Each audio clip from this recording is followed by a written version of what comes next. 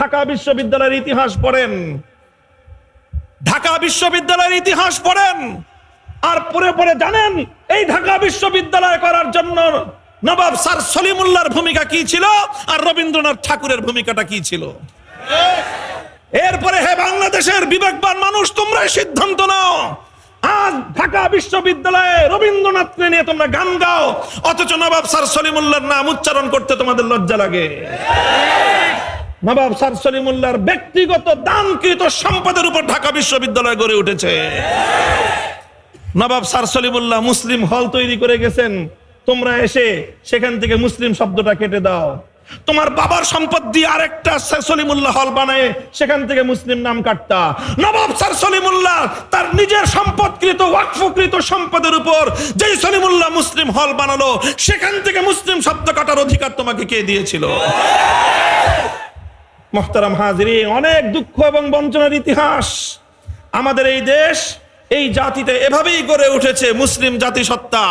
অনেক ত্যাগ লেগেছে, অনেক কোরবানি করতে হয়েছে। তিতুমিরদেরকে বাঁশ দিয়ে কেল্লা তৈরি করতে হয়েছে, লাঠিয়াল বাহিনী তৈরি করে তারপরে এই দাড়ি রাখার উপর ট্যাক্সের বিরুদ্ধে লড়াই এবং জিহাদ করতে হয়েছে।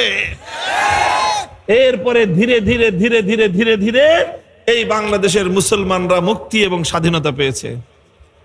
অনেক ত্যাগ আর কোরবানি গিয়েছে। এখন যদি এই বাংলাদেশে এই মুসলিম জাতিসত্তার ওই ঐতিহ্যকে যদি ভুলে যাওয়া হয়, এদেশের মুসলিম জাতিসত্তার যে পরিচয়, এই পরিচয়কে ভুলুণ্ঠিত করে দেওয়ার জন্য 50 বছর ধরে ষড়যন্ত্র করা হয়েছে।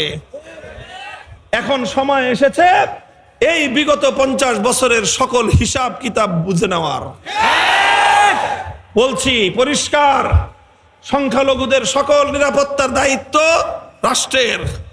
রাষ্ট্র তার বাহিনী দিয়ে করবে, আইন শৃঙ্খলা রক্ষাকারী বাহিনী দিয়ে করবে, পুলিশ, র্যাব, বিজিবি, প্রয়োজনে আর্মি লাগলে সকল সংখ্যালঘুদের তাদের ব্যবসা প্রতিষ্ঠান, তাদের বাড়িঘর, তাদের সকল উপাসনালয়, মন্দির, প্যাগোডা, গির্জা যা আছে এগুলোর নিরাপত্তা তারা দিবে, রাষ্ট্র দিবে। যদি রাষ্ট্র প্রয়োজন মনে করে আর যদি চায় তারা যে তাদের রাষ্ট্রের নিজস্ব বাহিনী দিয়ে সম্ভব হচ্ছে না, ভলেন্টিয়ার দরকার, এদেশের আলেম সমাজ সেই ক্ষেত্রে রাষ্ট্রকে সহযোগিতা করার জন্য প্রস্তুত। অতীতে করেছি আমরা সেটার জন্য প্রস্তুত। সেই জায়গাটা ভিন্ন।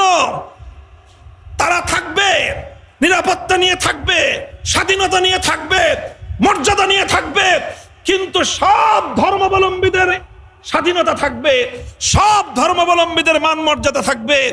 শুধুমাত্র ইসলাম অবলম্বনকারী মুসলমানদের ধর্মীয় অনুভূতির মর্যাদা থাকবে না।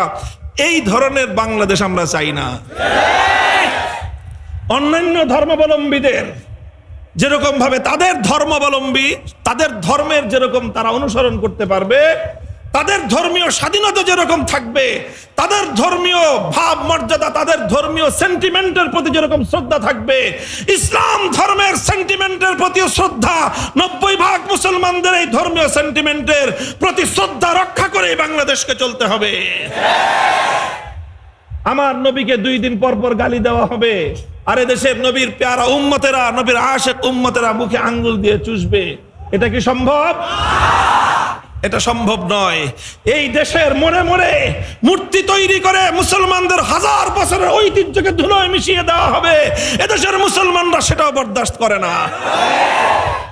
5ই আগস্ট এই দেশটাকে, মুসলমানদের জায়গাগুলোকে, মুসলমানদের স্থাপনাগুলোকে, মুসলমানদের জাতীয় স্থাপনাগুলোকে মূর্তি মুক্ত করার জন্য কাউকে বলতে হয় নাই, কাউকে উস্কানি দিতে হয় নাই, উদ্বুদ্ধ করতে হয় নাই, অনুপ্রাণিত করতে হয় নাই।